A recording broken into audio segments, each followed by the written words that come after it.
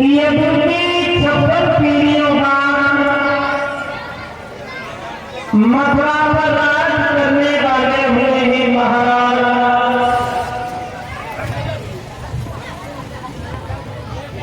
और माताएं बातचीत ना करें भैया, शांति से बैठिए।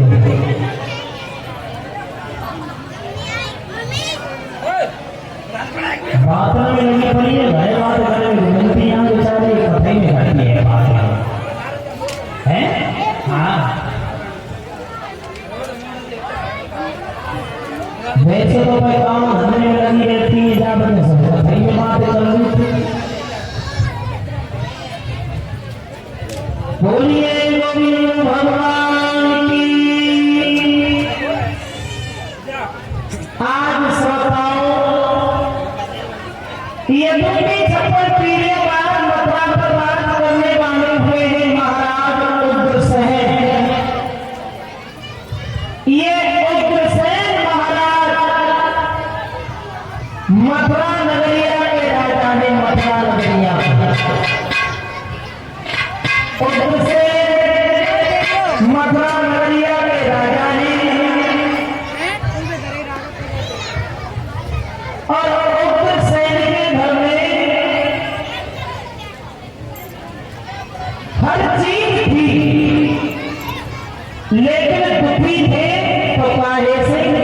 बस औलाद से। भैया ये बच्चे को बिठा दिया। बैठ जाओ बच्चे, बैठ जाओ, ए बैठ जाओ, बैठो नीचे, बैठो बैठो,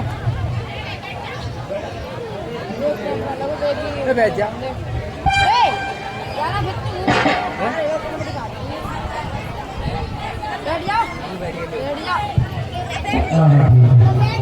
बोलिए गोविंद भगवान की। श्रोताओं उग्रसेन के घर में सब सुख था, लेकिन दुखी थे उग्रसेन को काहे से? औलाद नहीं, कोई संतान नहीं थी, कोई संतान नहीं थी उग्रसेन के घर में। तो एक संतान के लिए बहुत दुखी हो थे उग्रसेन महाराज। और अगर जो इंसान के जीवन में सबसे बड़ा दुख है तो महाराज का औलाद चाहिए। इंसान के जीवन में है तो सबसे बड़ा दुख इस संतान का ही है। अगर जो घर में संतान ना हो तो ना होने का दुख, और अगर जो घर में संतान हो रहे हो तो ऐसी संतान निकल जाते कि बड़ी खतरनाक माता पिता को सता तो हो गए और ना हो गए तो सबसे बड़ा दुख है इंसान के जीवन में तो औलाद का है, औलाद।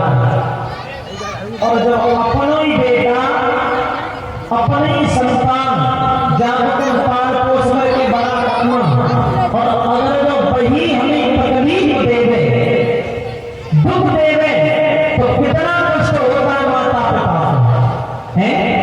एक बार में मथुरा वृंदावन गए हो तो एक भैया है, नौजवान भैया है, अपनी मोटरसाइकिल पे अपने बड़े बूढ़े माता पिता को बिठाए के लाया और वृद्ध आश्रम के सामने छोड़ के चले गए। मैंने कहा बाबा, जिस बाप ने पाला और आज वो बेटा जवान है वो, तो माता पिता को वृद्धाश्रम में छोड़ आया। कुछ तो ऐसे हो गए कि माता पिता को बड़ा सताते, और जब अपने को अपना मारते हैं तो कष्ट कुछ ज्यादा ही होता है। एक जगह में एक सुनार की दुकान है, सुनार की, और एक है लोहार की। एक सुनार की और एक लोहार की, दोनों की दुकानें बराबर में नहीं। तो सुनार के हाथ में हथौड़ी लोहे की और लोहार के हाथ में हथौड़ी लोहे की। जो सुनार हथौड़ी को सोने पर मार